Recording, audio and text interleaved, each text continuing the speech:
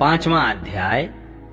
धुंधकारी को प्रेत योनि की प्राप्ति और उससे उद्धार। सूत जी कहते हैं, शौनक जी, पिता के वन चले जाने पर एक दिन धुंधकारी ने अपनी माता को बहुत पीटा और कहा, बता धन कहाँ रखा है, नहीं तो अभी तेरी लुआठी से खबर लूंगा। उसकी इस धमकी से डरकर और पुत्र के उपद्रवों से दुखी होकर वह रात्रि के समय कुएं में जा गिरी और इसी से उसकी मृत्यु हो गई। योगनिष्ठ गोकर्ण जी तीर्थ यात्रा के लिए निकल गए। उन्हें इन घटनाओं से कोई सुख या दुख नहीं होता था, क्योंकि उनका न कोई मित्र था न शत्रु। धुंधकारी 5 वेश्याओं के साथ घर में रहने लगा। उनके लिए भोग सामग्री जुटाने की चिंता ने उसकी बुद्धि नष्ट कर दी और वह नाना प्रकार के अत्यंत क्रूर कर्म करने लगा। एक दिन उन कुलटाओं ने उससे बहुत से गहने मांगे। वह तो काम से अंधा हो रहा था। मौत की उसे कभी याद नहीं आती थी। बस उन्हें जुटाने के लिए वह घर से निकल पड़ा। वह जहां तहां से बहुत सा धन चुराकर घर लौट आया तथा उन्हें कुछ सुंदर वस्त्र और आभूषण लाकर दिए। चोरी का बहुत माल देखकर रात्रि के समय स्त्रियों ने विचार किया कि यह नित्य ही चोरी करता है, इसलिए इसे किसी दिन अवश्य राजा पकड़ लेगा। राजा यह सारा धन छीनकर इसे निश्चय ही प्राण दंड। जब एक दिन इसे मरना ही है, तब हम ही धन की रक्षा के लिए गुप्त रूप से इसको क्यों न मार डालें। इसे मारकर हम इसका माल मत्ता लेकर जहां कहीं चली जाएंगी। ऐसा निश्चय कर उन्होंने सोए हुए धुंधकारी को रस्सियों से कस दिया और उसके गले में फांसी लगाकर उसे मारने का प्रयत्न किया। इससे जब वह जल्दी न मरा तो उन्हें बड़ी चिंता हुई। तब उन्होंने उसके मुख पर बहुत से दहकते अंगारे डाले। इससे वह अग्नि की लपटों से बहुत छटपटा कर मर गया। उन्होंने उसके शरीर को एक गड्ढे में डालकर गाड़ दिया। सच है, स्त्रियां प्रायः बड़ी दुस्साहसी होती हैं। उनके इस कृत्य का किसी को भी पता न चला। लोगों के पूछने पर कह देती थीं कि हमारे प्रियतम पैसे के लोभ से अब की बार कहीं दूर चले गए हैं, इसी वर्ष के अंदर लौट आएंगे। बुद्धिमान पुरुष को दुष्टा स्त्रियों का कभी विश्वास नहीं करना चाहिए। जो मूर्ख इनका विश्वास करता है उसे दुखी होना पड़ता है। इनकी वाणी तो अमृत के समान कामियों के हृदय में रस का संचार करती है, किंतु हृदय छुरे की धार के समान तीक्ष्ण होता है। भला इन स्त्रियों का कौन प्यारा है। वे कुलटाएं धुंधकारी की सारी संपत्ति समेटकर वहां से चंपत हो गईं। उनके ऐसे न जाने कितने पति थे और धुंधकारी अपने कुकर्मों के कारण भयंकर प्रेत हुआ। वह बवंडर के रूप में सर्वदा 10 दिशाओं में भटकता रहता था तथा शीत धाम से संतप्त और भूख प्यास से व्याकुल होने के कारण हा दैव चिल्लाता रहता था, परंतु उसे कहीं भी कोई आश्रय न मिला। कुछ काल बीतने पर गोकर्ण ने भी लोगों के मुख से धुंधकारी की मृत्यु का समाचार सुना।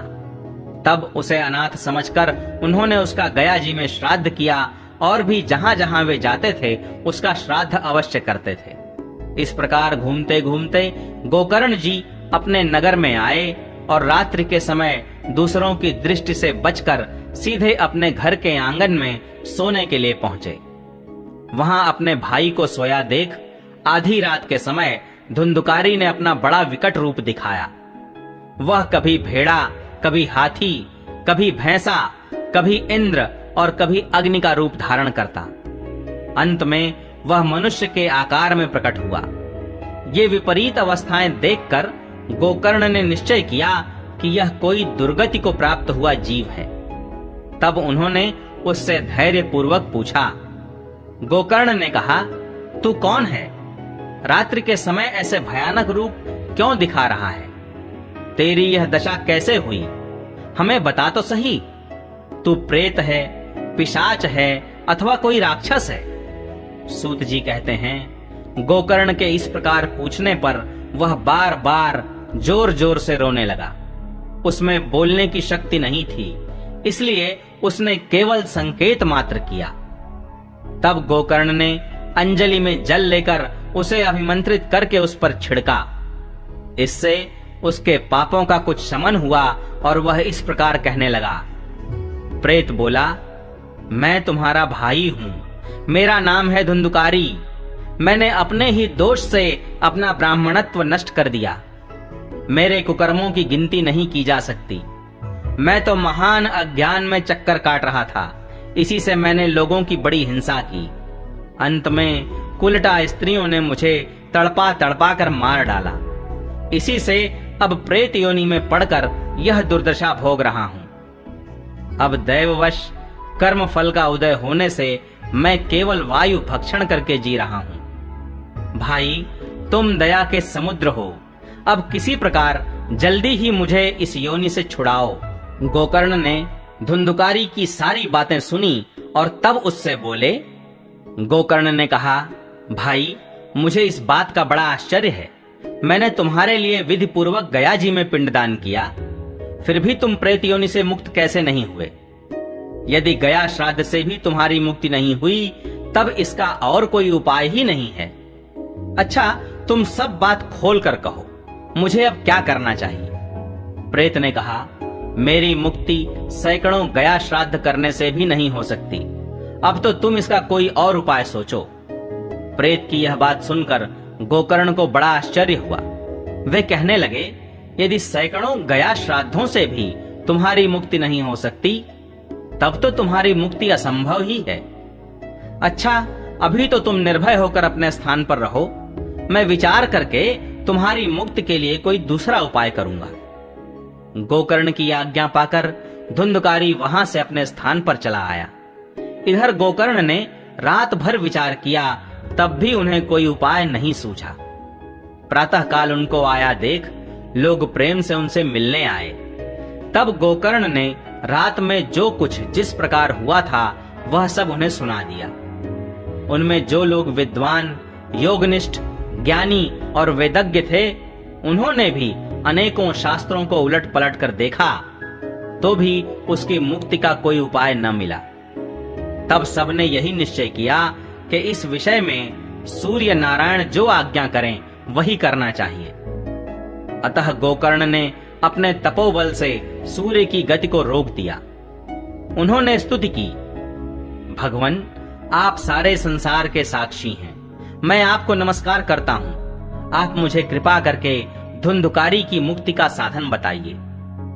गोकर्ण की यह प्रार्थना सुनकर सूर्यदेव ने दूर से ही स्पष्ट शब्दों में कहा, श्रीमद् भागवत से मुक्ति हो सकती है, इसलिए तुम उसका सप्ताह पारायण करो।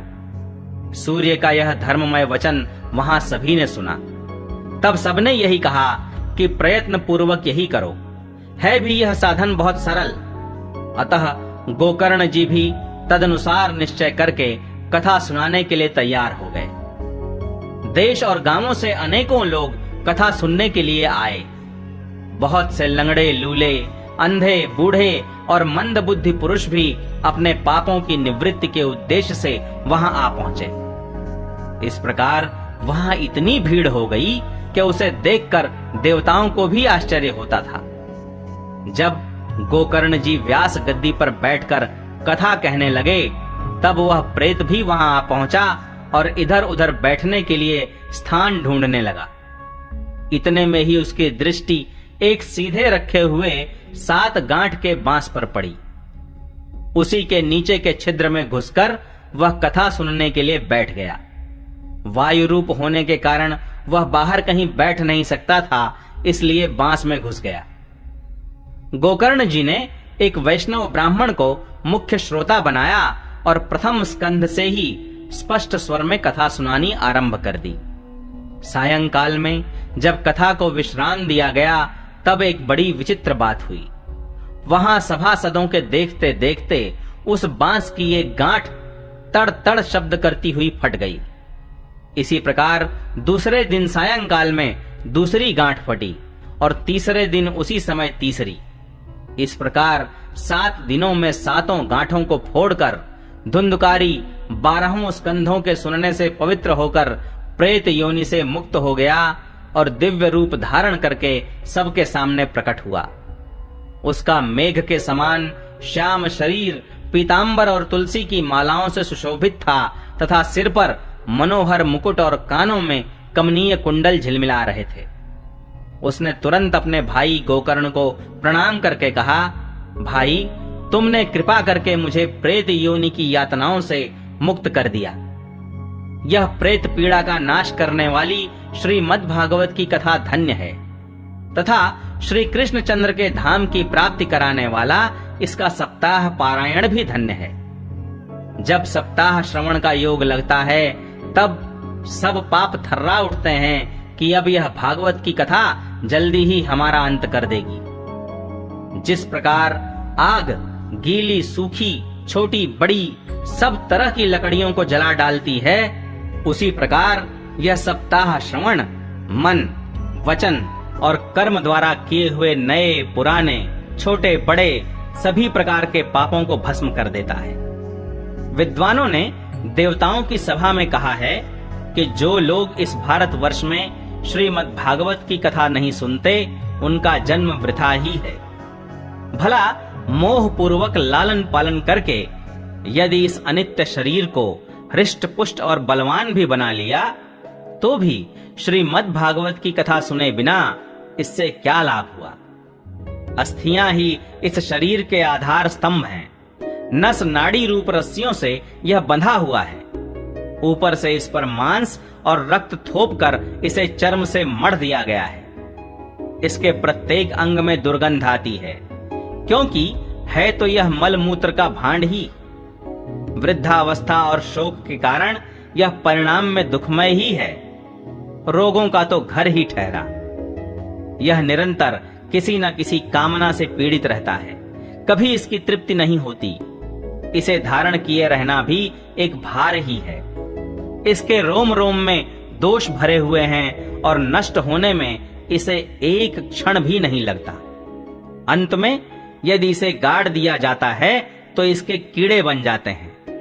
कोई पशु खा जाता है तो यह विष्ठा हो जाता है, और अग्नि में जला दिया जाता है तो भस्म की ढेरी हो जाता है।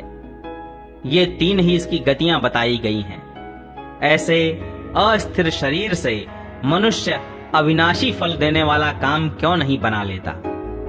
जो अन्न प्रातः काल पकाया जाता है वह सायंकाल तक बिगड़ जाता है, फिर उसी के रस से पुष्ट हुए शरीर की नित्यता कैसी। इस लोक में सप्ताह श्रवण करने से भगवान की शीघ्र ही प्राप्ति हो सकती है। अतः सब प्रकार के दोषों की निवृत्ति के लिए एकमात्र यही साधन है। जो लोग भागवत की कथा से वंचित हैं, वे तो जल में बुदबुदे और जीवों में मच्छरों के समान केवल मरने के लिए ही पैदा होते हैं। भला जिसके प्रभाव से जड़ और सूखे हुए बांस की गांठें फट सकती हैं, उस भागवत कथा का श्रवण करने से चित्त की गांठों का खुल जाना कौन बड़ी बात है। सप्ताह श्रवण करने से मनुष्य के हृदय की गांठ खुल जाती है, उसके समस्त संशय छिन्न भिन्न हो जाते हैं और सारे कर्म क्षीण हो जाते हैं। यह भागवत कथा रूप तीर्थ संसार के कीचड़ को धोने में बड़ा ही पटु है। विद्वानों का कथन है कि जब यह हृदय में स्थित हो जाता है, तब मनुष्य की मुक्ति निश्चित ही समझनी चाहिए। जिस समय धुंधुकारी ये सब बातें कह रहा था, जिसके लिए वैकुंठवासी पार्षदों के सहित एक विमान उतरा, उससे सब ओर मंडलाकार प्रकाश फैल रहा था। सब लोगों के सामने ही धुंधुकारी उस विमान पर चढ़ गया। तब उस विमान पर आए हुए पार्षदों को देखकर उनसे गोकर्ण ने यह बात कही। गोकर्ण ने पूछा, भगवान के प्रिय पार्षदों, यहाँ तो हमारे अनेकों शुद्ध हृदय श्रोतागण हैं। उन सब के लिए आप लोग एक साथ बहुत से विमान क्यों नहीं लाए? हम देखते हैं कि यहाँ सभी ने समान रूप से कथा सुनी है, फिर फल में इस प्रकार का भेद क्यों हुआ, यह बताइए।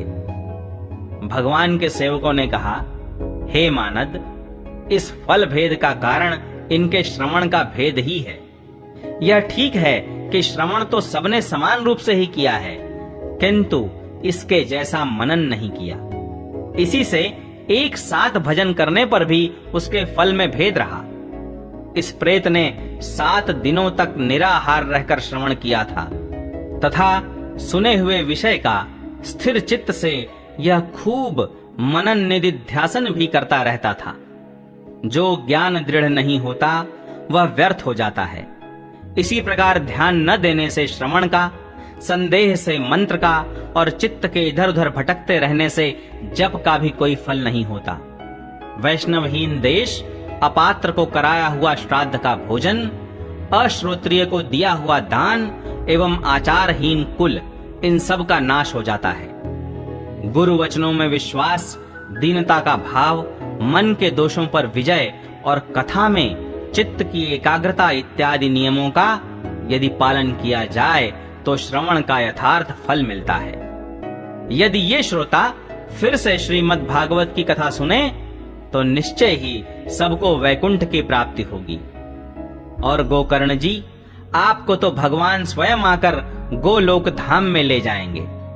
यूं कहकर वे सब पार्षद हरि कीर्तन करते वैकुंठ लोक को चले गए। श्रावण मास में गोकर्ण जी ने फिर उसी प्रकार सप्ताह क्रम से कथा कही और उन श्रोताओं ने उसे फिर सुना। नारद जी, इस कथा की समाप्ति पर जो कुछ हुआ वह सुनिए। वहां भक्तों से भरे हुए विमानों के साथ भगवान प्रकट हुए। सब ओर से खूब जय जयकार और नमस्कार की ध्वनियां होने लगी। भगवान स्वयं हर्षित होकर अपने 5 जन्य शंख की ध्वनि करने लगे और उन्होंने गोकर्ण को हृदय से लगाकर अपने ही समान बना लिया। उन्होंने क्षण भर में ही अन्य सब श्रोताओं को भी मेघ के समान श्याम वर्ण, रेशमी पीतांबरधारी तथा किरीट और कुंडलादि से विभूषित कर दिया। उस गांव में कुत्ते और चांडाल पर्यंत जितने भी जीव थे वे सभी गोकर्ण जी की कृपा से विमानों पर चढ़ा लिए गए तथा जहां योगी जन जाते हैं उस भगवत धाम में वे भेज दिए गए। इस प्रकार भक्त वत्सल भगवान श्री कृष्ण कथा श्रवण से प्रसन्न होकर गोकर्ण जी को साथ ले अपने ग्वाल बालों के प्रिय गोलोक धाम में चले गए।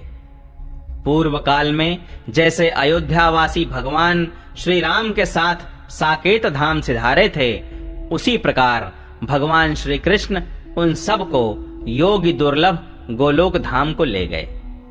जिस लोक में सूर्य, चंद्रमा और सिद्धों की भी कभी गति नहीं हो सकती, उसमें वे श्रीमद् भागवत श्रवण करने से चले गए। नारद जी, सप्ताह यज्ञ के द्वारा कथा श्रवण करने से जैसा उज्जवल फल संचित होता है, उसके विषय में हम आपसे क्या कहें। अजी, जिन्होंने अपने कर्णपुट से गोकर्ण जी की कथा के एक अक्षर का भी पान किया था, वे फिर माता के गर्भ में नहीं आए। जिस गति को लोग वायु, जल या पत्ते खाकर शरीर सुखाने से, बहुत काल तक घोर तपस्या करने से और योगाभ्यास से भी नहीं पा सकते, उसे वे सप्ताह श्रवण से सहज में ही प्राप्त कर लेते हैं। इस परम पवित्र इतिहास का पाठ चित्रकूट पर विराजमान मुनीश्वर शांडिल्य भी ब्रह्मानंद में मग्न होकर करते रहते हैं। यह कथा बड़ी ही पवित्र है। एक बार के श्रवण से ही समस्त पाप राशि को भस्म कर देती है। यदि इसका श्राद्ध के समय पाठ किया जाए तो इससे पितृगण को बड़ी तृप्ति होती है और नित्य पाठ करने से मोक्ष की प्राप्ति होती है। 6ठा अध्याय, सप्ताह यज्ञ की विधि। श्री सनकादि कहते हैं, नारद जी, अब हम आपको सप्ताह श्रवण की विधि बताते हैं। यह विधि प्रायः लोगों की सहायता और धन से साध्य कही गई है। पहले तो यत्न पूर्वक ज्योतिषी को बुलाकर मुहूर्त पूछना चाहिए तथा विवाह के लिए जिस प्रकार धन का प्रबंध किया जाता है, उस प्रकार ही धन की व्यवस्था इसके लिए करनी चाहिए। कथा आरंभ करने में भाद्रपद, आश्विन, कार्तिक, मार्गशीर्ष, आषाढ़ और श्रावण, ये 6 महीने श्रोताओं के लिए मोक्ष की प्राप्ति के कारण हैं। देवर्षे, इन महीनों में भी भद्रा, व्यतिपात आदि कुयोगों को सर्वथा त्याग देना चाहिए तथा दूसरे लोग जो उत्साही हों उन्हें अपना सहायक बना लेना चाहिए। फिर प्रयत्न करके देश देशांतरों में यह संवाद भेजना चाहिए कि यहाँ कथा होगी। सब लोगों को सपरिवार पधारना चाहिए। स्त्री और शूद्रादि भगवत कथा एवं संकीर्तन से दूर पड़ गए हैं, उनको भी सूचना हो जाए, ऐसा प्रबंध करना चाहिए। देश देश में जो विरक्त वैष्णव और हरि कीर्तन के प्रेमी हों, उनके पास निमंत्रण पत्र अवश्य भेजें। उसे लिखने की विधि इस प्रकार बताई गई है। महानुभावों, यहाँ 7 दिन तक सत्पुरुषों का बड़ा दुर्लभ समागम रहेगा और अपूर्व रसमयी श्रीमद् भागवत की कथा होगी। आप लोग भगवद रस के रसिक हैं, अतः श्री भागवतामृत का पान करने के लिए प्रेम पूर्वक शीघ्र ही पधारने की कृपा करें।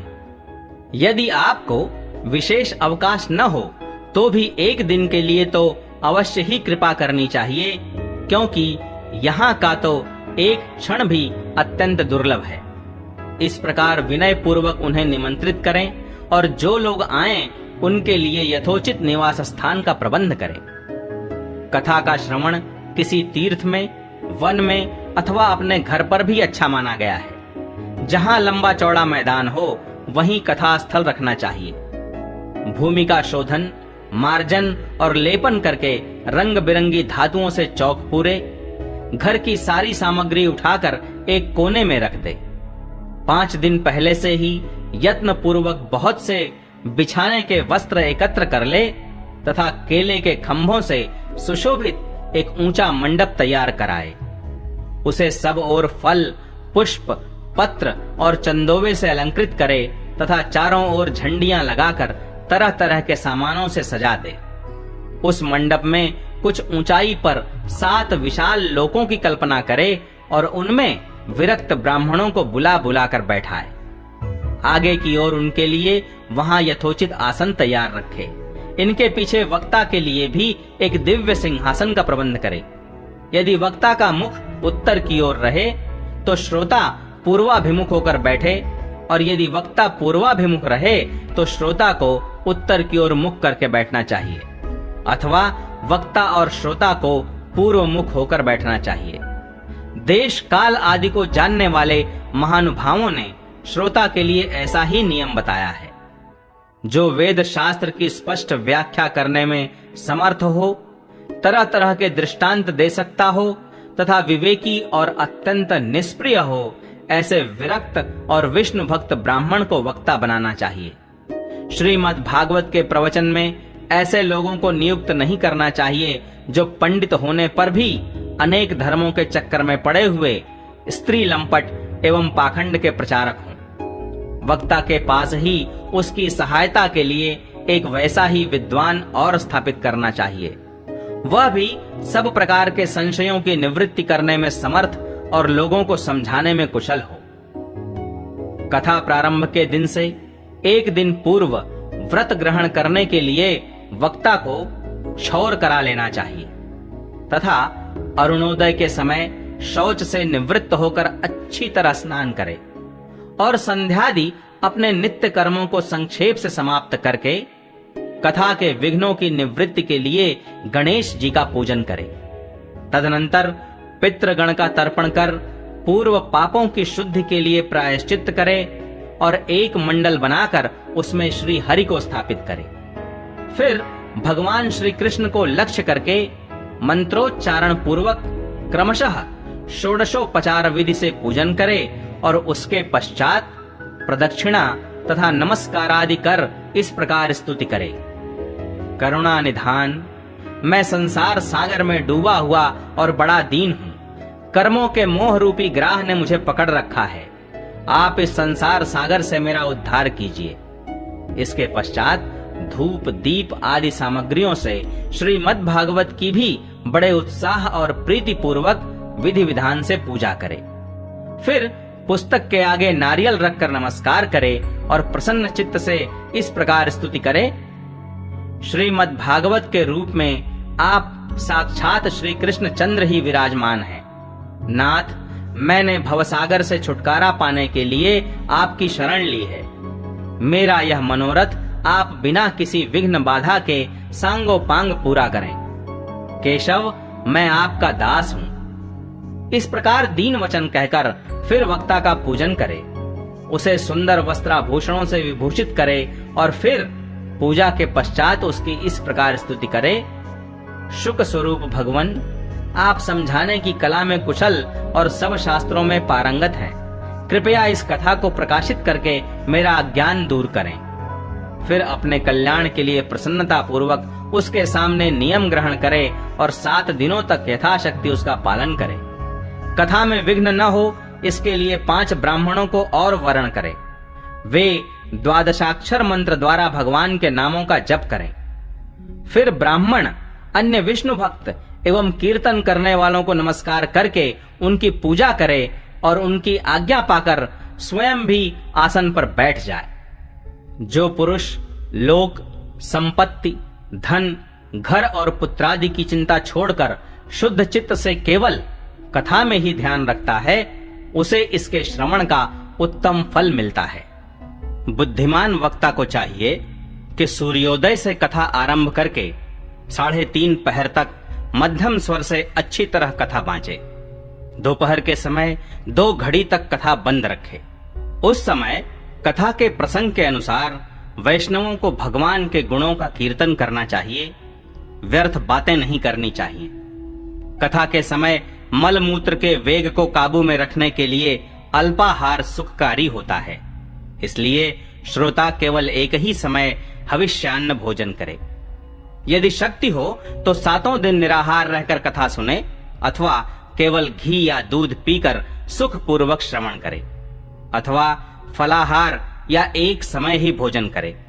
जिससे जैसा नियम सुभीते से सध सके उसी को कथा श्रवण के लिए ग्रहण करे। मैं तो उपवास की अपेक्षा भोजन करना अच्छा समझता हूँ, यदि वह कथा श्रवण में सहायक हो। यदि उपवास से श्रवण में बाधा पहुंचती हो तो वह किसी काम का नहीं। नारद जी, नियम से सप्ताह सुनने वाले पुरुषों के नियम सुनिए।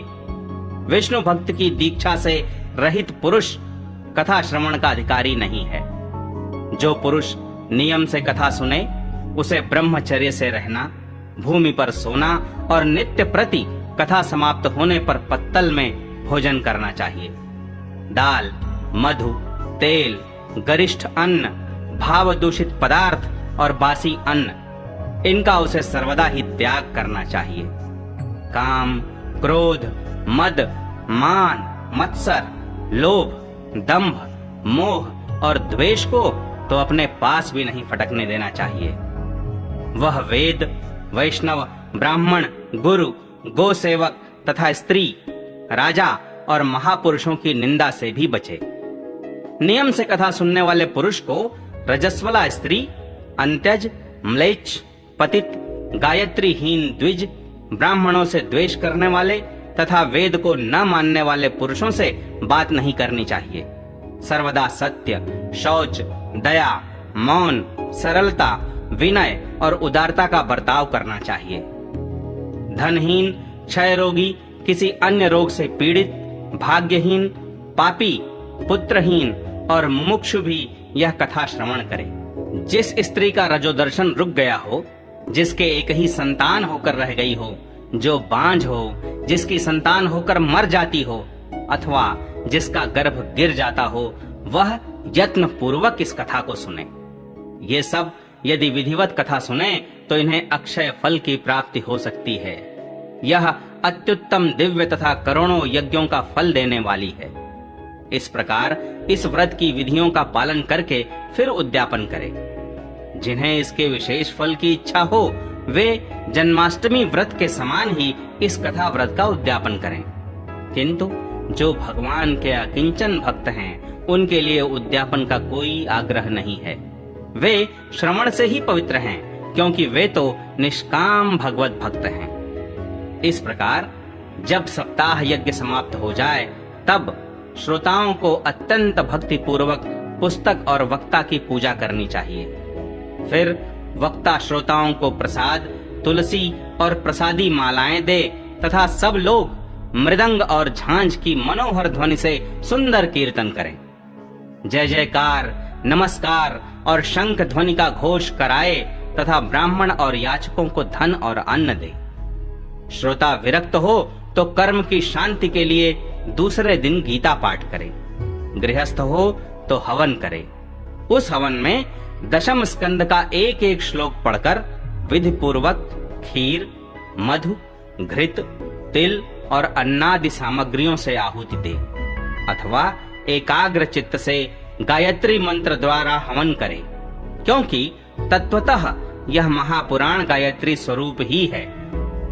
होम करने की शक्ति न हो तो उसका फल प्राप्त करने के लिए ब्राह्मणों को हवन सामग्री दान करे तथा नाना प्रकार की त्रुटियों को दूर करने के लिए और विधि में फिर जो न्यूनाधिकता रह गई हो उसके दोषों की शांति के लिए विष्णु सहस्त्र नाम का पाठ करे। उससे सभी कर्म सफल हो जाते हैं, क्योंकि कोई भी कर्म इससे बढ़कर नहीं है। फिर 12 ब्राह्मणों को खीर और मधु आदि उत्तम उत्तम पदार्थ खिलाए तथा व्रत की पूर्ति के लिए गौ और सुवर्ण का दान करे। सामर्थ्य हो तो 3 तोले सोने का एक सिंहासन बनवाए, उस पर सुंदर अक्षरों में लिखी हुई श्रीमद् भागवत की पोथी रखकर उसकी आवाहनादि विविध उपचारों से पूजा करे और फिर जितेंद्रिय आचार्य को उसका वस्त्र, आभूषण एवं गंधादि से पूजन कर दक्षिणा के सहित समर्पण कर दे। यूं करने से वह बुद्धिमान दाता जन्म मरण के बंधनों से मुक्त हो जाता है। यह सप्ताह पारायण की विधि सब पापों की निवृत्ति करने वाली है।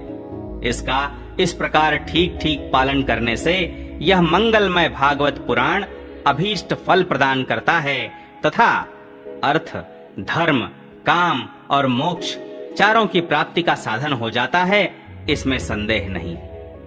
सनकादि कहते हैं, नारद जी, इस प्रकार तुम्हें यह सप्ताह श्रवण की विधि हमने पूरी पूरी सुना दी। अब और क्या सुनना चाहते हो? इस श्रीमद् भागवत से भोग और मोक्ष दोनों ही हाथ लग जाते हैं। सूत जी कहते हैं, शौनक जी, यों कहकर महामुनि सनकादि ने 1 सप्ताह तक विधि पूर्वक इस सर्व पापनाशिनी, परम पवित्र तथा भोग और मोक्ष प्रदान करने वाली भागवत कथा का प्रवचन किया। सब प्राणियों ने नियम पूर्वक इसे श्रवण किया। इसके पश्चात उन्होंने विधि पूर्वक भगवान पुरुषोत्तम की स्तुति की। कथा के अंत में ज्ञान, वैराग्य और भक्ति को बड़ी पुष्टि मिली और वे तीनों एकदम तरुण होकर सब जीवों का चित्त अपनी ओर आकर्षित करने लगे। अपना मनोरथ पूरा होने से नारद जी को भी बड़ी प्रसन्नता हुई। उनके सारे शरीर में रोमांच हो आया और वे परमानंद से पूर्ण हो गए। इस प्रकार कथा श्रवण कर भगवान के प्यारे नारद जी हाथ जोड़कर प्रेम गदगद वाणी से सनकादि से कहने लगे। नारद जी ने कहा, मैं धन्य हूँ, आप लोगों ने करुणा करके मुझे बड़ा ही अनुग्रहित किया है। आज मुझे सर्व पापहारी भगवान श्री हरि की प्राप्ति हो गई। तपोधनों, मैं श्रीमद् भागवत श्रवण को ही सब धर्मों से श्रेष्ठ मानता हूँ, क्योंकि इसके श्रवण से वैकुंठ विहारी श्री कृष्ण की प्राप्ति होती है। सूत जी कहते हैं, शौनक जी, वैष्णव श्रेष्ठ नारद जी यों कह ही रहे थे कि वहां घूमते फिरते योगेश्वर सुखदेव जी आ गए। कथा समाप्त होते ही व्यास नंदन श्री सुखदेव जी वहां पधारे। 16 वर्ष की सी आयु, आत्मलाभ से पूर्ण ज्ञान रूपी महासागर का संवर्धन करने के लिए चंद्रमा के समान वे प्रेम से धीरे धीरे श्रीमद् भागवत का पाठ कर रहे थे। परम तेजस्वी सुखदेव जी को देखकर सारे सभासद झटपट खड़े हो गए और उन्हें एक ऊंचे आसन पर बैठाया। फिर देवर्षि नारद जी ने उनका प्रेम पूर्वक पूजन किया। उन्होंने सुख पूर्वक बैठकर कहा, आप लोग मेरी निर्मल वाणी सुनिए। श्री सुखदेव जी बोले, रसिक एवं भावुक जन, यह श्रीमद् भागवत वेद रूप कल्प वृक्ष का परिपक्व फल है। श्री सुखदेव रूप शुक के मुख का संयोग होने से अमृत रस से परिपूर्ण है। यह रस ही रस है, इसमें न छिलका है न गुठली। यह इसी लोक में सुलभ है। जब तक शरीर में चेतना रहे तब तक आप लोग बार बार इसका पान करें। महामुनि व्यास देव ने श्रीमद् भागवत महापुराण की रचना की है। इसमें निष्कपट निष्काम परम धर्म का निरूपण है। इसमें शुद्धांतःकरण सत्पुरुषों के जानने योग्य कल्याणकारी वास्तविक वस्तु का वर्णन है, जिससे तीनों तापों की शांति होती है। इसका आश्रय लेने पर दूसरे शास्त्र अथवा साधन की आवश्यकता नहीं रहती। जब कभी पुण्यात्मा पुरुष इसके श्रवण की इच्छा करते हैं, तभी ईश्वर अविलंब उनके हृदय में अवरुद्ध हो जाता है। यह भागवत पुराणों का तिलक और वैष्णवों का धन है। इसमें परमहंसों के प्राप्य विशुद्ध ज्ञान का ही वर्णन किया गया है तथा ज्ञान, वैराग्य और भक्ति के सहित निवृत्ति मार्ग को प्रकाशित किया गया है। जो पुरुष भक्ति पूर्वक इसके श्रवण, पठन और मनन में तत्पर रहता है, वह मुक्त हो जाता है। यह रस स्वर्गलोक, सत्यलोक, कैलाश और वैकुंठ में भी नहीं है। इसलिए भाग्यवान श्रोताओं, तुम इसका खूब पान करो, इसे कभी मत छोड़ो, मत छोड़ो। सूत जी कहते हैं, श्री सुखदेव जी इस प्रकार कह ही रहे थे कि उस सभा के बीचों बीच प्रहलाद, बलि, उद्धव और अर्जुन आदि पार्षदों के सहित साक्षात श्री हरि प्रकट हो गए। तब देवर्षि नारद ने भगवान और उनके भक्तों की यथोचित पूजा की। भगवान को प्रसन्न देखकर देवर्षि ने उन्हें एक विशाल सिंहासन पर बैठा दिया और सब लोग उनके सामने संकीर्तन करने लगे। उस कीर्तन को देखने के लिए श्री पार्वती जी के सहित महादेव जी और ब्रह्मा जी भी आए। कीर्तन आरंभ हुआ। प्रहलाद जी तो चंचल गति होने के कारण करताल बजाने लगे। उद्धव जी ने झांझें उठा ली। देवर्षि नारद वीणा की ध्वनि करने लगे। स्वर विज्ञान में कुशल होने के कारण अर्जुन राग अलापने लगे। इंद्र ने मृदंग बजाना आरंभ किया। सनकादि बीच बीच में जयघोष करने लगे और इन सब के आगे सुखदेव जी तरह तरह की सरस अंग भंगी करके भाव बताने लगे। इन सब के बीच में परम तेजस्वी भक्ति, ज्ञान और वैराग्य नटों के समान नाचने लगे। ऐसा अलौकिक कीर्तन देखकर भगवान प्रसन्न हो गए और इस प्रकार कहने लगे, मैं तुम्हारी इस कथा और कीर्तन से बहुत प्रसन्न हूं। तुम्हारे भक्ति भाव ने इस समय मुझे अपने वश में कर लिया है। अतः तुम लोग मुझसे वर मांगो। भगवान के ये वचन सुनकर सब लोग बड़े प्रसन्न हुए और प्रेमार्द्र चित्त से भगवान से कहने लगे, भगवान, हमारी यह अभिलाषा है कि भविष्य में भी जहाँ कहीं सप्ताह कथा हो, वहाँ आप इन पार्षदों के सहित अवश्य पधारें। हमारा यह मनोरथ पूर्ण कर दीजिए। भगवान तथास्तु कहकर अंतर्धान हो गए। इसके पश्चात नारद जी ने भगवान तथा उनके पार्षदों के चरणों को लक्ष्य करके प्रणाम किया और फिर सुखदेव जी आदि तपस्वियों को भी नमस्कार किया। कथामृत का पान करने से सब लोगों को बड़ा ही आनंद हुआ। उनका सारा मोह नष्ट हो गया। फिर वे सब लोग अपने अपने स्थानों को चले गए। उस समय सुखदेव जी ने भक्ति को उसके पुत्रों सहित अपने शास्त्र में स्थापित कर दिया। इसी से भागवत का सेवन करने से श्री हरि वैष्णवों के हृदय में आ विराजते हैं। जो लोग दरिद्रता के दुख ज्वर की ज्वाला से दग्ध हो रहे हैं, जिन्हें माया पिशाची ने रौंद डाला है तथा जो संसार समुद्र में डूब रहे हैं, उनका कल्याण करने के लिए श्रीमद् भागवत सिंहनाद कर रहा है। शौनक जी ने पूछा, सूत जी, सुखदेव जी ने राजा परीक्षित को, गोकर्ण ने धुंधुकारी को और सनकादि ने नारद जी को किस किस समय यह ग्रंथ सुनाया था, मेरा यह संशय दूर कीजिए। सूत जी ने कहा, भगवान श्री कृष्ण के स्वधाम गमन के बाद कलयुग के 30 वर्ष से कुछ अधिक बीत जाने पर भाद्रपद मास की शुक्ला नवमी को सुखदेव जी ने कथा आरंभ की थी। राजा परीक्षित के कथा सुनने के बाद कलयुग के 200 वर्ष बीत जाने पर आषाढ़ मास की शुक्ला नवमी को गोकर्ण जी ने यह कथा सुनाई थी। इसके पीछे कलयुग के 30 वर्ष और निकल जाने पर कार्तिक शुक्ला नवमी से सनकादि ने कथा आरंभ की थी। निष्पाप शौनक जी, आपने जो कुछ पूछा था उसका उत्तर मैंने आपको दे दिया। इस कलयुग में भागवत की कथा भव रोग की रामबाण औषधि है। संतजन, आप लोग आदर पूर्वक इस कथा अमृत का पान कीजिए। यह श्री कृष्ण को अत्यंत प्रिय, संपूर्ण पापों का नाश करने वाला, मुक्ति का एकमात्र कारण और भक्ति को बढ़ाने वाला है। लोक में अन्य कल्याणकारी साधनों का विचार करने और तीर्थों का सेवन करने से क्या होगा?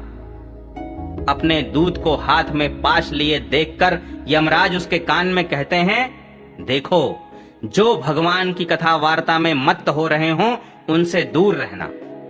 मैं औरों को ही दंड देने की शक्ति रखता हूं, वैष्णवों को नहीं। इस असार संसार में विषय रूप विष की आसक्ति के कारण व्याकुल बुद्धि वाले पुरुषों, अपने कल्याण के उद्देश्य से आधे क्षण के लिए भी इस शुक कथा रूप अनुपम सुधा का पान करो। प्यारे भाइयों, निंदित कथाओं से युक्त कुपथ में व्यर्थ ही क्यों भटक रहे हो? इस कथा के कान में प्रवेश करते ही मुक्ति हो जाती है। इस बात के साक्षी राजा परीक्षित हैं। श्री सुखदेव जी ने प्रेम रस के प्रवाह में स्थित होकर इस कथा को कहा था। इसका जिसके कंठ से संबंध हो जाता है वह वैकुंठ का स्वामी बन जाता है। शौनक जी, मैंने अनेक शास्त्रों को देखकर आपको यह परम गोप्य रहस्य अभी अभी सुनाया है। सब शास्त्रों के सिद्धांतों का यही निचोड़ है। संसार में इस शुक शास्त्र से अधिक पवित्र और कोई वस्तु नहीं है। अतः आप लोग परमानंद की प्राप्ति के लिए इस 12 स्कंध रूप रस का पान करें। जो पुरुष नियम पूर्वक इस कथा का भक्ति भाव से श्रवण करता है और जो शुद्धांतःकरण भगवत भक्तों के सामने इसे सुनाता है, वे दोनों ही विधि का पूरा पूरा पालन करने के कारण इसका यथार्थ फल पाते हैं। उनके लिए त्रिलोकी में कुछ भी असाध्य नहीं रह जाता।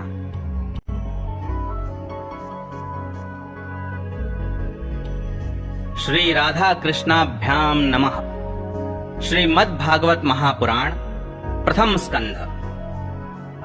यो लीला लास्य संलग्नो गतो लोलोपि लोलताम तम लीलावपुषम बालम वंदे लीलार्थ सिद्धये। श्रीमद् भागवत महापुराण प्रथम स्कंध पहला अध्याय। श्री सूत जी से सौनकादि ऋषियों का प्रश्न। मंगलाचरण। जिससे इस जगत की सृष्टि, स्थिति और प्रलय होते हैं, क्योंकि वह सभी सद्रूप पदार्थों में अनुगत है और असत पदार्थों से पृथक है, जड़ नहीं चेतन है, परतंत्र नहीं स्वयं प्रकाश है, जो ब्रह्मा अथवा हिरण्यगर्भ नहीं, प्रत्युत उन्हें अपने संकल्प से ही जिसने उस वेद ज्ञान का दान किया है, जिसके संबंध में बड़े बड़े विद्वान भी मोहित हो जाते हैं, जैसे तेजोमय सूर्य रश्मियों में जल का, जल में स्थल का और स्थल में जल का भ्रम होता है, वैसे ही जिसमें यह त्रिगुणमयी जागृत स्वप्न सुषुप्ति रूपा सृष्टि मिथ्या होने पर भी अधिष्ठान सत्ता से सत्यवत प्रतीत हो रही है, उस अपनी स्वयं प्रकाश ज्योति से सर्वदा और सर्वथा माया और माया कार्य से पूर्णतः मुक्त रहने वाले परम सत्य रूप परमात्मा का हम ध्यान करते हैं। महामुनि व्यास देव के द्वारा निर्मित इस श्रीमद् भागवत महापुराण में मोक्ष पर्यंत फल की कामना से रहित परम धर्म का निरूपण हुआ है। इसमें शुद्धांतःकरण सत्पुरुषों के जानने योग्य उस वास्तविक वस्तु परमात्मा का निरूपण हुआ है, जो तीनों तापों का जड़ से नाश करने वाली और परम कल्याण देने वाली है। अब और किसी साधन या शास्त्र से क्या प्रयोजन? जिस समय भी सुकृति पुरुष इसके श्रवण की इच्छा करते हैं, ईश्वर उसी समय अविलंब उनके हृदय में आकर बंदी बन जाता है। रस के मर्मज्ञ भक्तजन, यह श्रीमद् भागवत वेद रूप कल्प वृक्ष का पका हुआ फल है। श्री सुखदेव रूप तोते के मुख का संबंध हो जाने से यह परमानंदमयी सुधा से परिपूर्ण हो गया है। इस फल में छिलका, गुठली आदि त्याज्य अंश तनिक भी नहीं है। यह मूर्तिमान रस है। जब तक शरीर में चेतना रहे, तब तक इस दिव्य भगवत रस का निरंतर बार बार पान करते रहो। यह पृथ्वी पर ही सुलभ है। एक बार भगवान विष्णु एवं देवताओं के परम पुण्यमय क्षेत्र नैमिषारण्य में शौनकादि ऋषियों ने भगवत प्राप्ति की इच्छा से सहस्त्र वर्षों में पूरे होने वाले एक महान यज्ञ का अनुष्ठान किया। एक दिन उन लोगों ने प्रातः काल अग्निहोत्र आदि नित्य कृत्यों से निवृत्त होकर सूत जी का पूजन किया और उन्हें ऊंचे आसन पर बैठाकर बड़े आदर से यह प्रश्न किया। ऋषियों ने कहा, सूत जी, आप निष्पाप हैं। आपने समस्त इतिहास, पुराण और धर्म शास्त्रों का विधि पूर्वक अध्ययन किया है तथा उनकी भली भांति व्याख्या भी की है। वेद वेत्ताओं में श्रेष्ठ भगवान बादरायण ने एवं भगवान के सगुण निर्गुण रूप को जानने वाले दूसरे मुनियों ने जो कुछ जाना है, उन्हें जिन विषयों का ज्ञान है, वह सब आप वास्तविक रूप में जानते हैं। आपका हृदय बड़ा ही सरल और शुद्ध है, इसी से आप उनकी कृपा और अनुग्रह के पात्र हुए हैं। गुरुजन अपने प्रेमी शिष्य को गुप्त से गुप्त बात भी बता दिया करते हैं। आयुष्मान, आप कृपा करके यह बतलाइए कि उन सब शास्त्रों, पुराणों और गुरुजनों के उपदेशों में कलयुगी जीवों के परम कल्याण का सहज साधन आपने क्या निश्चय किया है। आप संत समाज के भूषण हैं। इस कलयुग में प्रायः लोगों की आयु कम हो गई है। साधन करने में लोगों की रुचि और प्रवृत्ति भी नहीं है। लोग आलसी हो गए हैं। उनका भाग्य तो मंद है ही, समझ भी थोड़ी है। इसके साथ ही वे नाना प्रकार की विघ्न बाधाओं से घिरे हुए भी रहते हैं। शास्त्र भी बहुत से हैं, परंतु उनमें एक निश्चित साधन का नहीं, अनेक प्रकार के कर्मों का वर्णन है। साथ ही वे इतने बड़े हैं कि उनका एक अंश सुनना भी कठिन है। आप परोपकारी हैं। अपनी बुद्धि से उनका सार निकालकर प्राणियों के परम कल्याण के लिए हम श्रद्धालुओं को सुनाइए, जिससे हमारे अंतःकरण की शुद्धि प्राप्त हो। प्यारे सूत जी, आपका कल्याण हो। आप तो जानते ही हैं कि यदुवंशियों के रक्षक भक्त वत्सल भगवान श्री कृष्ण वसुदेव की धर्म पत्नी देवकी के गर्भ से क्या करने की इच्छा से अवतीर्ण हुए थे। हम उसे सुनना चाहते हैं। आप कृपा करके हमारे लिए उसका वर्णन कीजिए, क्योंकि भगवान का अवतार जीवों के परम कल्याण और उनकी भगवत प्रेममयी समृद्धि के लिए ही होता है। यह जीव जन्म मृत्यु के घोर चक्र में पड़ा हुआ है। इस स्थिति में भी यदि वह कभी भगवान के मंगलमय नाम का उच्चारण कर ले, तो उसी क्षण उससे मुक्त हो जाए, क्योंकि स्वयं भय भी भगवान से डरता रहता है। सूत जी, परम विरक्त और परम शांत मुनिजन भगवान के श्री चरणों की शरण में ही रहते हैं। अतएव उनके स्पर्श मात्र से संसार के जीव तुरंत पवित्र हो जाते हैं। इधर गंगा जी के जल का बहुत दिनों तक सेवन किया जाए, तब कहीं पवित्रता प्राप्त होती है।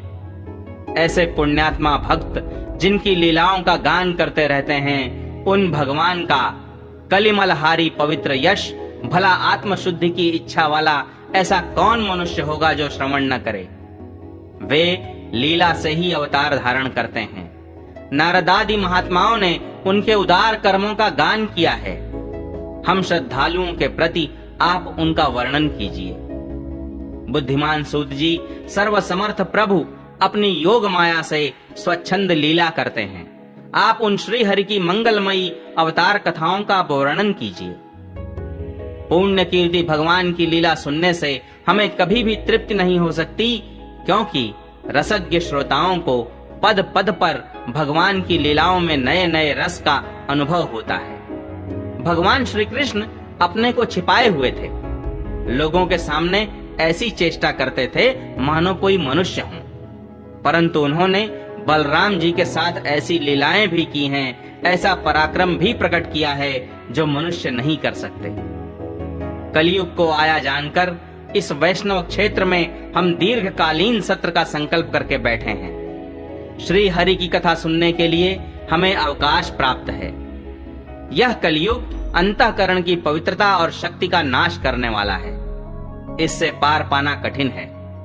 जैसे समुद्र से पार जाने वालों को कर्णधार मिल जाए, उसी प्रकार इससे पार पाने की इच्छा रखने वाले हम लोगों से ब्रह्मा ने आपको मिलाया है। धर्म रक्षक, ब्राह्मण भक्त, योगेश्वर भगवान श्री कृष्ण के अपने धाम में पधार जाने पर धर्म ने अब किसकी शरण ली है, यह बताइए। दूसरा अध्याय, भगवत कथा और भगवत भक्ति का महात्म्य। श्री व्यास जी कहते हैं, शौनकादि ब्रह्मवादी ऋषियों के ये प्रश्न सुनकर रोमहर्षण के पुत्र उग्र श्रवा को बड़ा ही आनंद हुआ। उन्होंने ऋषियों के इस मंगलमय प्रश्न का अभिनंदन करके कहना आरंभ किया। सूत जी ने कहा, जिस समय श्री सुखदेव जी का यज्ञोपवीत संस्कार भी नहीं हुआ था, सुतराम लौकिक वैदिक कर्मों के अनुष्ठान का अवसर भी नहीं आया था, उन्हें अकेले ही संन्यास लेने के उद्देश्य से जाते देखकर उनके पिता व्यास जी विरह से कातर होकर पुकारने लगे, बेटा बेटा। उस समय तन्मय होने के कारण श्री सुखदेव जी की ओर से वृक्षों ने उत्तर दिया। ऐसे सबके हृदय में विराजमान श्री सुखदेव मुनि को मैं नमस्कार करता हूं। यह श्रीमद् भागवत अत्यंत गोपनीय रहस्यात्मक पुराण है। यह भगवत स्वरूप का अनुभव कराने वाला और समस्त वेदों का सार है। संसार में फंसे हुए जो लोग इस घोर अज्ञानांधकार से पार जाना चाहते हैं, उनके लिए आध्यात्मिक तत्वों को प्रकाशित कराने वाला यह एक अद्वितीय दीपक है। वास्तव में उन्हीं पर करुणा करके बड़े बड़े मुनियों के आचार्य श्री सुखदेव जी ने इसका वर्णन किया है। मैं उनकी शरण ग्रहण करता हूं। मनुष्यों में सर्वश्रेष्ठ भगवान के अवतार नर नारायण ऋषियों को, सरस्वती देवी को और श्री व्यास देव जी को नमस्कार करके तब संसार और अंतःकरण के समस्त विकारों पर विजय प्राप्त कराने वाले इस श्रीमद् भागवत महापुराण का पाठ करना चाहिए। ऋषियों, आपने संपूर्ण विश्व के कल्याण के लिए यह बहुत सुंदर प्रश्न किया है, क्योंकि यह प्रश्न श्री कृष्ण के संबंध में है और इससे भली भांति आत्मशुद्धि हो जाती है। मनुष्यों के लिए सर्वश्रेष्ठ धर्म वही है जिससे भगवान श्री कृष्ण में भक्ति हो। भक्ति भी ऐसी जिसमें किसी प्रकार की कामना न हो और जो नित्य निरंतर बनी रहे। ऐसी भक्ति से हृदय आनंद स्वरूप परमात्मा की उपलब्धि करके कृत कृत्य हो जाता है। भगवान श्री कृष्ण में भक्ति होते ही, अनन्य प्रेम से उनमें चित्त जोड़ते ही निष्काम ज्ञान और वैराग्य का आविर्भाव हो जाता है। धर्म का ठीक ठीक अनुष्ठान करने पर भी यदि मनुष्य के हृदय में भगवान की लीला कथाओं के प्रति अनुराग का उदय न हो तो वह निराश्रम ही श्रम है। धर्म का फल है मोक्ष। उसकी सार्थकता अर्थ प्राप्ति में नहीं है। अर्थ केवल धर्म के लिए है। भोग विलास उसका फल नहीं माना गया है। भोग विलास का फल इंद्रियों को तृप्त करना नहीं है। उसका प्रयोजन है केवल जीवन निर्वाह। जीवन का फल भी तत्व जिज्ञासा है। बहुत कर्म करके स्वर्ग आदि प्राप्त करना उसका फल नहीं है। तत्ववेत्ता लोग ज्ञाता और ज्ञेय के भेद से रहित अखंड अद्वितीय सच्चिदानंद स्वरूप ज्ञान को ही तत्व कहते हैं।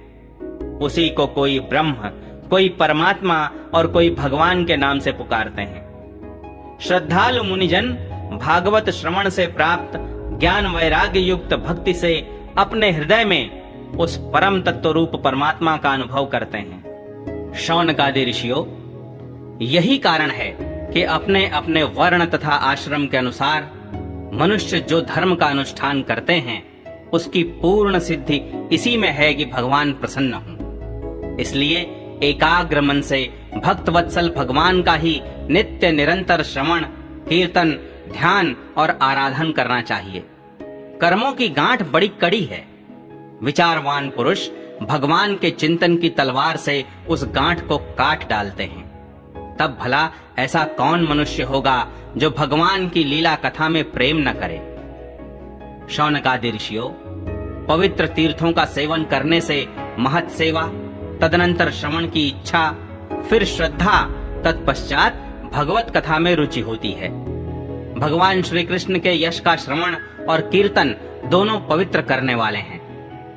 वे अपनी कथा सुनने वालों के हृदय में आकर स्थित हो जाते हैं और उनकी अशुभ वासनाओं को नष्ट कर देते हैं, क्योंकि वे संतों के नित्य सुहृद हैं। जब श्रीमद् भागवत अथवा भगवत भक्तों के निरंतर सेवन से अशुभ वासनाएं नष्ट हो जाती हैं, तब पवित्र कीर्ति भगवान श्री कृष्ण के प्रति स्थायी प्रेम की प्राप्ति होती है।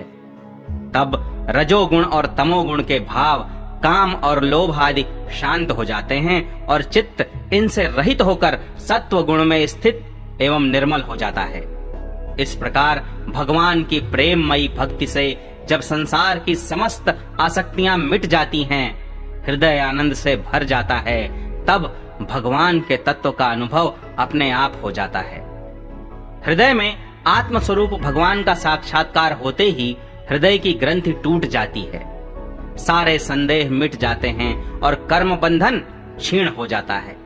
इसी से बुद्धिमान लोग नित्य निरंतर बड़े आनंद से भगवान श्री कृष्ण के प्रति प्रेम भक्ति करते हैं, जिससे आत्म प्रसाद की प्राप्ति होती है। प्रकृति के 3 गुण हैं, सत्व, रज और तम। इनको स्वीकार करके इस संसार की स्थिति, उत्पत्ति और प्रलय के लिए एक अद्वितीय परमात्मा ही विष्णु, ब्रह्मा और रुद्र ये 3 नाम ग्रहण करते हैं। फिर भी मनुष्यों का परम कल्याण तो सत्व गुण स्वीकार करने वाले श्री हरि से ही होता है। जैसे पृथ्वी के विकार, लकड़ी की अपेक्षा धुआं श्रेष्ठ है और उससे भी श्रेष्ठ है अग्नि, क्योंकि वेदोक्त यज्ञ यागादि के द्वारा अग्नि सद्गति देने वाला है। वैसे ही तमोगुण से रजोगुण श्रेष्ठ है और रजोगुण से भी सत्वगुण श्रेष्ठ है, क्योंकि वह भगवान का दर्शन कराने वाला है। प्राचीन युग में महात्मा लोग अपने कल्याण के लिए विशुद्ध सत्वमय भगवान विष्णु की ही आराधना किया करते थे। अब भी जो लोग उनका अनुसरण करते हैं वे उन्हीं के समान कल्याण भाजन होते हैं। जो लोग इस संसार सागर से पार जाना चाहते हैं वे यद्यपि किसी की निंदा तो नहीं करते, न किसी में दोष ही देखते हैं, फिर भी घोर रूप वाले तमोगुणी, रजोगुणी, भैरवादी भूतपतियों की उपासना न करके सत्वगुणी विष्णु भगवान और उनके अंश कला स्वरूपों का ही भजन करते हैं। परंतु जिसका स्वभाव रजोगुणी अथवा तमोगुणी है वे धन, ऐश्वर्य और संतान की कामना से भूत, पितर और प्रजापतियों की उपासना करते हैं, क्योंकि इन लोगों का स्वभाव उन भूतादि से मिलता जुलता होता है। वेदों का तात्पर्य श्री कृष्ण में ही है, यज्ञों के उद्देश्य श्री कृष्ण ही हैं, योग श्री कृष्ण के लिए ही किए जाते हैं और समस्त कर्मों की परिसमाप्ति भी श्री कृष्ण में ही है। ज्ञान से ब्रह्म स्वरूप श्री कृष्ण की ही प्राप्ति होती है। तपस्या श्री कृष्ण की प्रसन्नता के लिए ही की जाती है। श्री कृष्ण के लिए ही धर्मों का अनुष्ठान होता है और सब गतियां श्री कृष्ण में ही समा जाती हैं। यद्यपि भगवान श्री कृष्ण प्रकृति और उसके गुणों से अतीत हैं, फिर भी अपनी गुणमयी माया से जो प्रपंच की दृष्टि से है और तत्व की दृष्टि से नहीं है, उन्होंने ही सर्ग के आदि में इस संसार की रचना की थी। ये सत्व, रज और तम तीनों गुण उसी माया के विलास हैं। इनके भीतर रहकर भगवान इनसे युक्त सरीखे मालूम पड़ते हैं। वास्तव में तो वे परिपूर्ण विज्ञानानंद घन हैं। अग्नि तो वस्तुतः एक ही है, परंतु जब वह अनेक प्रकार की लकड़ियों में प्रकट होती है तब अनेक सी मालूम पड़ती है। वैसे ही सबके आत्मरूप भगवान तो एक ही हैं, परंतु प्राणियों की अनेकता से अनेक जैसे जान पड़ते हैं। भगवान ही सूक्ष्म भूत, तन्मात्रा, इंद्रिय तथा अंतःकरण आदि गुणों के विकार भूत भावों के द्वारा नाना प्रकार की योनियों का निर्माण करते हैं और उनमें भिन्न भिन्न जीवों के रूप में प्रवेश करके उन योनियों के अनुरूप विषयों का उपभोग करते कराते हैं। वे ही संपूर्ण लोकों की रचना करते हैं और देवता, पशु, पक्षी, मनुष्य आदि योनियों में लीलावतार ग्रहण करके सत्व गुण के द्वारा जीवों का पालन पोषण करते हैं। तीसरा अध्याय, भगवान के अवतारों का वर्णन। श्री सूत जी कहते हैं, सृष्टि के आदि में भगवान ने लोकों के निर्माण की इच्छा की। इच्छा होते ही उन्होंने महत्त्व आदि से निष्पन्न पुरुष रूप ग्रहण किया। उसमें 10 इंद्रियां, 1 मन और 5 भूत, ये 16 कलाएं थीं। उन्होंने कारण जल में शयन करते हुए जब योग निद्रा का विस्तार किया, तब उनके नाभि सरोवर में से एक कमल प्रकट हुआ और उस कमल से प्रजापतियों के अधिपति ब्रह्मा जी उत्पन्न हुए। भगवान के उस विराट रूप के अंग प्रत्यंग में ही समस्त लोकों की कल्पना की गई है। वह भगवान का विशुद्ध सत्वमय श्रेष्ठ रूप है। योगी लोग दिव्य दृष्टि से भगवान के उस रूप का दर्शन करते हैं। भगवान का वह रूप हजारों पैर, जांघें, भुजाएं और मुखों के कारण अत्यंत विलक्षण है। उसमें सहस्त्रों सिर, हजारों कान, हजारों आंखें और हजारों नासिकाएं हैं। हजारों मुकुट, वस्त्र और कुंडल आदि आभूषणों से वह उल्लसित रहता है। भगवान का यही पुरुष रूप, जिसे नारायण कहते हैं, अनेक अवतारों का अक्षय कोश है। इसी से सारे अवतार प्रकट होते हैं। इस रूप के छोटे से छोटे अंश से देवता, पशु पक्षी और मनुष्य आदि योनियों की सृष्टि होती है। उन्हीं प्रभु ने पहले कौमार सर्ग में सनक, सनंदन, सनातन और सनत कुमार इन 4 ब्राह्मणों के रूप में अवतार ग्रहण करके अत्यंत कठिन अखंड ब्रह्मचर्य का पालन किया। दूसरी बार इस संसार के कल्याण के लिए समस्त यज्ञों के स्वामी उन भगवान ने ही रसातल में गई हुई पृथ्वी को निकाल लाने के विचार से सूकर रूप ग्रहण किया। ऋषियों की सृष्टि में उन्होंने देवर्षि नारद के रूप में तीसरा अवतार ग्रहण किया और सात्वत तंत्र का, जिसे नारद पांचरात्र कहते हैं, उपदेश किया। उसमें कर्मों के द्वारा किस प्रकार कर्म बंधन से मुक्ति मिलती है, इसका वर्णन है। धर्म पत्नी मूर्ति के गर्भ से उन्होंने नर नारायण के रूप में चौथा अवतार ग्रहण किया। इस अवतार में उन्होंने ऋषि बनकर मन और इंद्रियों का सर्वथा संयम करके बड़ी कठिन तपस्या की। 5वें अवतार में वे सिद्धों के स्वामी कपिल के रूप में प्रकट हुए और तत्वों का निर्णय करने वाले सांख्य शास्त्र का, जो समय के फेर से लुप्त हो गया था, आसुरी नामक ब्राह्मण को उपदेश किया। अनुसूया के वर मांगने पर 6ठे अवतार में वे अत्रि की संतान दत्तात्रेय हुए। इस अवतार में उन्होंने अलर्क एवं प्रह्लाद आदि को ब्रह्म ज्ञान का उपदेश किया। 7वीं बार रुचि प्रजापति की आकूति नामक पत्नी से यज्ञ के रूप में उन्होंने अवतार ग्रहण किया और अपने पुत्र याम आदि देवताओं के साथ स्वयंभू मनवंतर की रक्षा की।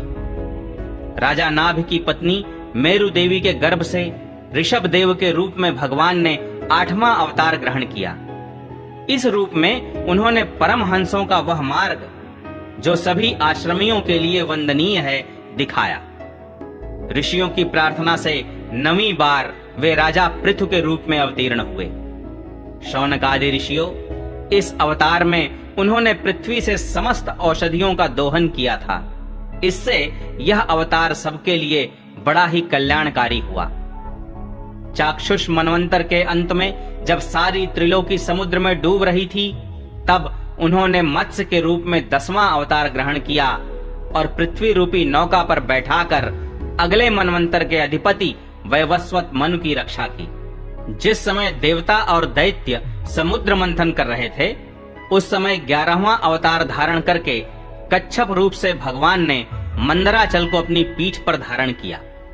12वीं बार धन्वंतरी के रूप में अमृत लेकर समुद्र से प्रकट हुए और 13वीं बार मोहिनी रूप धारण करके दैत्यों को मोहित करते हुए देवताओं को अमृत पिलाया। 14वें अवतार में उन्होंने नरसिंह रूप धारण किया और अत्यंत बलवान दैत्यराज हिरण्यकशिपु की छाती अपने नखों से अनायास इस प्रकार फाड़ डाली, जैसे चटाई बनाने वाला सींग को चीर डालता है। 15वीं बार वामन का रूप धारण करके भगवान दैत्यराज बलि के यज्ञ में गए। वे चाहते तो थे त्रिलोकी का राज्य, परंतु मांगी उन्होंने केवल 3 पग पृथ्वी।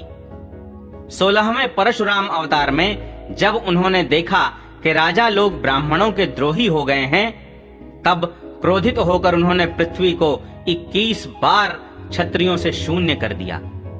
इसके बाद 17वें अवतार में सत्यवती के गर्भ से पराशर जी के द्वारा वे व्यास के रूप में अवतीर्ण हुए। उस समय लोगों की समझ और धारणा शक्ति कम देखकर आपने वेद रूप वृक्ष की कई शाखाएं बना दी।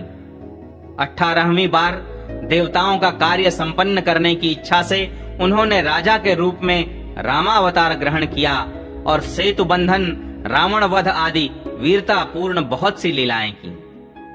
19वें और 20वें अवतारों में उन्होंने यदुवंश में बलराम और श्री कृष्ण के नाम से प्रकट होकर पृथ्वी का भार उतारा। उसके बाद कलयुग आ जाने पर मगध देश बिहार में देवताओं के द्वेषी दैत्यों को मोहित करने के लिए अजन के पुत्र रूप में आपका बुद्धावतार होगा। इसके भी बहुत पीछे जब कलयुग का अंत समीप होगा और राजा लोग प्रायः लुटेरे हो जाएंगे, तब जगत के रक्षक भगवान विष्णु यश नामक ब्राह्मण के घर कल की रूप में अवतीर्ण होंगे। शौनकादि ऋषियों, जैसे अगाध सरोवर से हजारों छोटे छोटे नाले निकलते हैं, वैसे ही सत्वनिधि भगवान श्री हरि के असंख्य अवतार हुआ करते हैं। ऋषि, मनु, देवता, प्रजापति, मनुपुत्र और जितने भी महान शक्तिशाली हैं, वे सब के सब भगवान के ही अंश हैं।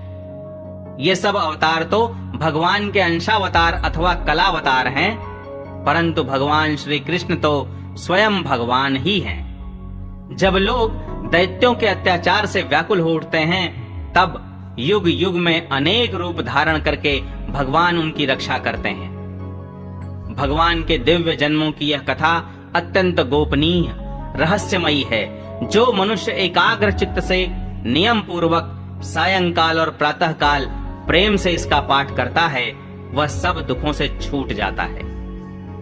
प्राकृत स्वरूप रहित चिन्मय भगवान का जो यह स्थूल जगदाकार रूप है, यह उनकी माया के महत्त्ववादी गुणों से भगवान में ही कल्पित है। जैसे बादल वायु के आश्रय रहते हैं और धूसरपना धूल में होता है, परंतु अल्प बुद्धि मनुष्य बादलों का आकाश में और धूसरपने का वायु में आरोप करते हैं, वैसे ही अविवेकी पुरुष सबके साक्षी आत्मा में स्थूल दृश्य रूप जगत का आरोप करते हैं। इस स्थूल रूप से परे भगवान का एक सूक्ष्म अव्यक्त रूप है, जो न तो स्थूल की तरह आकारादि गुणों वाला है और न देखने सुनने में ही आ सकता है। वही सूक्ष्म शरीर है। आत्मा का आरोप या प्रवेश होने से यही जीव कहलाता है और इसी का बार बार जन्म होता है। उपर्युक्त सूक्ष्म और स्थूल शरीर अविद्या से ही आत्मा में आरोपित हैं। जिस अवस्था में आत्मस्वरूप के ज्ञान से यह आरोप दूर हो जाता है, उसी समय ब्रह्म का साक्षात्कार होता है। तत्वज्ञानी लोग जानते हैं कि जिस समय यह बुद्धि रूपा परमेश्वर की माया निवृत्त हो जाती है, उस समय जीव परमानंदमय हो जाता है और अपनी स्वरूप महिमा में प्रतिष्ठित होता है। वास्तव में जिनके जन्म नहीं है और कर्म भी नहीं है, उन हृदयेश्वर भगवान के अप्राकृत जन्म और कर्मों का तत्वज्ञानी लोग इसी प्रकार वर्णन करते हैं, क्योंकि उनके जन्म और कर्म वेदों के अत्यंत गोपनीय रहस्य हैं। भगवान की लीला अमोघ है। वे लीला से ही इस संसार का सृजन, पालन और संहार करते हैं, किंतु इसमें आसक्त नहीं होते। प्राणियों के अंतःकरण में छिपे रहकर ज्ञानेंद्रिय और मन के नियंता के रूप में उनके विषयों को ग्रहण भी करते हैं, परंतु उनसे अलग रहते हैं। वे परम स्वतंत्र हैं। ये विषय कभी उन्हें लिप्त नहीं कर सकते। जैसे अनजान मनुष्य जादूगर अथवा नट के संकल्प और वचनों से की हुई करामात को नहीं समझ पाता, वैसे ही अपने संकल्प और वेदवाणी के द्वारा भगवान के प्रकट किए हुए इन नाना नाम और रूपों को तथा उनकी लीलाओं को कुबुद्धि जीव बहुत सी तर्क युक्तियों के द्वारा नहीं पहचान सकता। चक्रपाणी भगवान की शक्ति और पराक्रम अनंत हैं। उनकी कोई थाह नहीं पा सकता।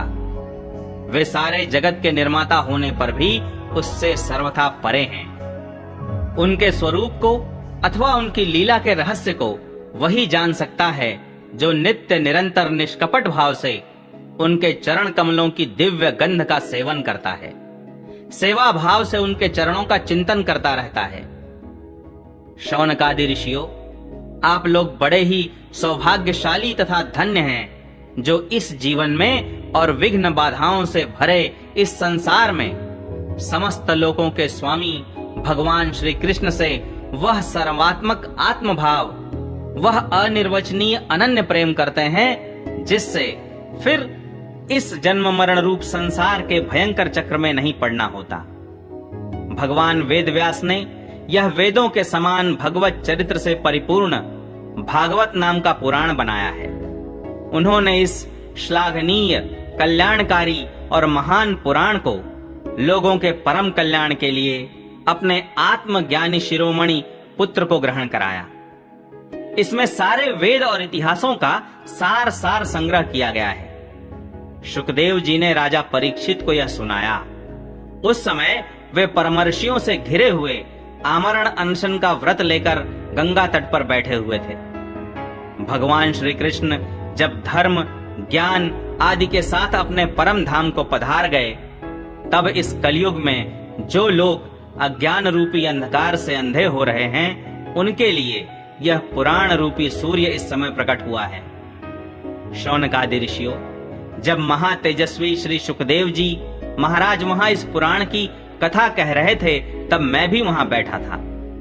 वहीं मैंने उनकी कृपा पूर्ण अनुमति से इसका अध्ययन किया। मेरा जैसा अध्ययन है और मेरी बुद्धि ने जितना जिस प्रकार इसको ग्रहण किया है, उसी के अनुसार इसे मैं आप लोगों को सुनाऊंगा। चौथा अध्याय, महर्षि व्यास का असंतोष।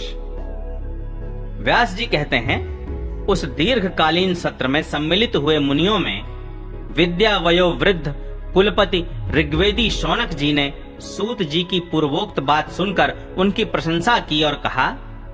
शौनक जी बोले, सूत जी, आप वक्ताओं में श्रेष्ठ हैं तथा बड़े भाग्यशाली हैं। जो कथा भगवान श्री सुखदेव जी ने कही थी, वही भगवान की पुण्यमयी कथा कृपा करके आप हमें सुनाइए। वह कथा किस युग में, किस स्थान पर और किस कारण से हुई थी? मुनिवर श्री कृष्ण द्वैपायन ने किसकी प्रेरणा से इस परमहंसों की संहिता का निर्माण किया था? उनके पुत्र सुखदेव जी बड़े योगी, समदर्शी, भेदभाव रहित, संसार निद्रा से जगे एवं निरंतर एकमात्र परमात्मा में ही स्थित रहते हैं। वे छिपे रहने के कारण मूढ़ से प्रतीत होते हैं। व्यास जी जब सन्यास के लिए वन की ओर जाते हुए अपने पुत्र का पीछा कर रहे थे, उस समय जल में स्नान करने वाली स्त्रियों ने नंगे सुखदेव को देखकर तो वस्त्र धारण नहीं किया, परंतु वस्त्र पहने हुए व्यास जी को देखकर लज्जा से कपड़े पहन लिए थे। इस आश्चर्य को देखकर जब व्यास जी ने उन स्त्रियों से इसका कारण पूछा, तब उन्होंने उत्तर दिया कि आपकी दृष्टि में तो अभी स्त्री पुरुष का भेद बना हुआ है, परंतु आपके पुत्र की शुद्ध दृष्टि में यह भेद नहीं है। कुरुजांगल देश में पहुंचकर हस्तिनापुर में वे पागल, गूंगे तथा जड़ के समान विचरते होंगे। नगर वासियों ने उन्हें कैसे पहचाना? पांडव नंदन राजर्षि परीक्षित का इन मौनी सुखदेव जी के साथ संवाद कैसे हुआ, जिसमें यह भागवत संहिता कही गई? महाभाग श्री सुखदेव जी तो गृहस्थों के घरों को तीर्थ स्वरूप बना देने के लिए उतनी ही देर उनके दरवाजे पर रहते हैं जितनी देर में एक गाय दुही जाती है। सूत जी, हमने सुना है कि अभिमन्यु नंदन परीक्षित भगवान के बड़े प्रेमी भक्त थे।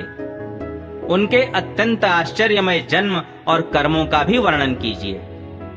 वे तो पांडव वंश के गौरव बढ़ाने वाले सम्राट थे। वे भला किस कारण से साम्राज्य लक्ष्मी का परित्याग करके गंगा तट पर मृत्यु पर्यंत अनशन का व्रत लेकर बैठे थे? शत्रुगण अपने भले के लिए बहुत सा धन लाकर उनके चरण रखने की चौकी को नमस्कार करते थे। वे एक वीर युवक थे। उन्होंने उस दुस्त्यज लक्ष्मी को अपने प्राणों के साथ भला क्यों त्याग देने की इच्छा की? जिन लोगों का जीवन भगवान के आश्रित है, वे तो संसार के परम कल्याण, अभ्युदय और समृद्धि के लिए ही जीवन धारण करते हैं। उसमें उनका अपना कोई स्वार्थ नहीं होता। उनका शरीर तो दूसरों के हित के लिए था। उन्होंने विरक्त होकर उसका परित्याग क्यों किया? वेदवाणी को छोड़कर अन्य समस्त शास्त्रों के आप पारदर्शी विद्वान हैं। सूत जी, इसलिए इस समय जो कुछ हमने आपसे पूछा है, वह सब कृपा करके हमें कहिए। सूत जी ने कहा, इस वर्तमान चतुर्युगी के तीसरे युग द्वापर में महर्षि पराशर के द्वारा वसुकन्या सत्यवती के गर्भ से भगवान के कलावतार योगिराज व्यास जी का जन्म हुआ। एक दिन वे सूर्योदय के समय सरस्वती के पवित्र जल में स्नान आदि करके एकांत पवित्र स्थान पर बैठे हुए थे। महर्षि भूत और भविष्य को जानते थे। उनकी दृष्टि अचूक थी। उन्होंने देखा कि जिसको लोग जान नहीं पाते, ऐसे समय के फेर से प्रत्येक युग में धर्म संकरता और उसके प्रभाव से भौतिक वस्तुओं की भी शक्ति का ह्रास होता रहता है। संसार के लोग श्रद्धाहीन और शक्ति रहित हो जाते हैं। उनकी बुद्धि कर्तव्य का ठीक ठीक निर्णय नहीं कर पाती और आयु भी कम हो जाती है। लोगों की इस भाग्यहीनता को देखकर उन मुनीश्वर ने अपनी दिव्य दृष्टि से समस्त वर्णों और आश्रमों का हित कैसे हो, इस पर विचार किया। उन्होंने सोचा कि वेदोक्त चातुर्होत्र कर्म लोगों का हृदय शुद्ध करने वाला है। इस दृष्टि से यज्ञों का विस्तार करने के लिए उन्होंने एक ही वेद के 4 विभाग कर दिए। व्यास जी के द्वारा ऋक्, यजुः, साम और अथर्व, इन 4 वेदों का उद्धार हुआ। इतिहास और पुराणों को 5वां वेद कहा जाता है। उनमें से ऋग्वेद के पैल, सामगान के विद्वान जैमिनी एवं यजुर्वेद के एकमात्र स्नातक वैशंपायन हुए। अथर्ववेद में प्रवीण हुए दरुण नंदन सुमंतु मुनि। इतिहास और पुराणों के स्नातक मेरे पिता रोमहर्षण थे। इन पूर्वोक्त ऋषियों ने अपनी अपनी शाखा को और भी अनेक भागों में विभक्त कर दिया। इस प्रकार शिष्य, प्रशिष्य और उनके शिष्यों द्वारा वेदों की बहुत सी शाखाएं बन गईं। कम समझ वाले पुरुषों पर कृपा करके भगवान वेद व्यास ने इसलिए ऐसा विभाग कर दिया कि जिन लोगों को स्मरण शक्ति नहीं है या कम है, वे भी वेदों को धारण कर सकें। स्त्री, शूद्र और पतित द्विजाति तीनों ही वेद श्रवण के अधिकारी नहीं हैं। इसलिए वे कल्याणकारी शास्त्रोक्त कर्मों के आचरण में भूल कर बैठते हैं। अब इसके द्वारा उनका भी कल्याण हो जाए, यह सोचकर महामुनि व्यास जी ने बड़ी कृपा करके महाभारत इतिहास की रचना की। शौनकादि ऋषियों, यद्यपि व्यास जी इस प्रकार अपनी पूरी शक्ति से सदा सर्वदा प्राणियों के कल्याण में ही लगे रहे, तथापि उनके हृदय को संतोष नहीं हुआ। उनका मन कुछ खिन्न सा हो गया। सरस्वती नदी के पवित्र तट पर एकांत में बैठकर धर्मवेत्ता व्यास जी मन ही मन विचार करते हुए इस प्रकार कहने लगे, मैंने निष्कपट भाव से ब्रह्मचर्यादि व्रतों का पालन करते हुए वेद, गुरुजन और अग्नियों का सम्मान किया है और उनकी आज्ञा का पालन किया है। महाभारत की रचना के बहाने मैंने वेद के अर्थ को खोल दिया है, जिससे स्त्री, शूद्र आदि भी अपने अपने धर्म कर्म का ज्ञान प्राप्त कर लेते हैं। यद्यपि मैं ब्रह्म तेज से संपन्न एवं समर्थ हूँ, तथापि मेरा हृदय कुछ अपूर्ण काम सा जान पड़ता है। अवश्य ही अब तक मैंने भगवान को प्राप्त कराने वाले धर्मों का प्रायः निरूपण नहीं किया है। वे ही धर्म परमहंसों को प्रिय हैं और वे ही भगवान को भी प्रिय हैं। हो न हो, मेरी अपूर्णता का यही कारण है। श्री कृष्ण द्वैपायन व्यास इस प्रकार अपने को अपूर्ण सा मानकर जब खिन्न हो रहे थे, उसी समय पूर्वोक्त आश्रम पर देवर्षि नारद जी आ पहुंचे। उन्हें आया देख व्यास जी तुरंत खड़े हो गए। उन्होंने देवताओं के द्वारा सम्मानित देवर्षि नारद की विधि पूर्वक पूजा की।